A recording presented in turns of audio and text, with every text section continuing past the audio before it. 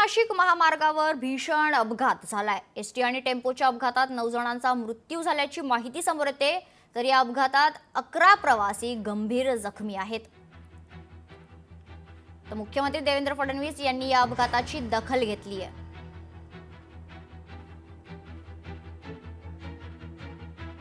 तिला मागून धडक जोरात मारल्यामुळे ती गाडी पुढच्या उभ्या असलेल्या बसच्या मागच्या बाजूस धडक तिची लागली आणि त्या धडकेमध्ये जाग्यावरती 9 लोकांची मयत झालेले आहेत।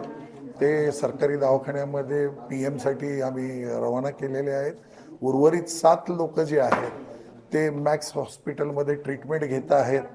परंतु जो काही हरियाणाचे जो टेम्पो आहे तो ड्रायव्हर पळून गेलेला आहे। ती गाडी मिळालेली आहे, ती पोलीस स्टेशनच्या ताब्यात ठेवलेली आहे। त्याच्या मालकाचा तपास करत आहोत आम्ही। दरम्यान मुख्यमंत्री देवेंद्र फडणवीस यांनी या अपघाताची दखल घेतली। सर्व मृतांच्या नातेवाईकांना 5 लाख रुपयांच्या आर्थिक मदतीची घोषणा केली आहे। त्यांनी नेमकं काय ट्विट केलंय पाहूयात।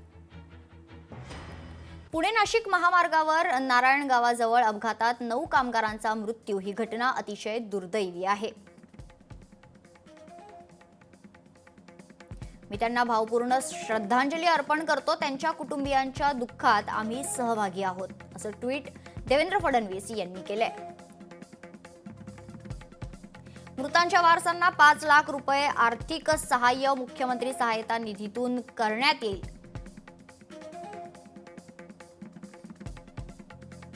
जखमींच्या उपचाराची योग्य काळजी घ्या, असे मी पुणे पोलीस अधीक्षक यांना सांगितलं आहे, असे देखील फडणवीस यांनी ट्विटद्वारे सांगितले।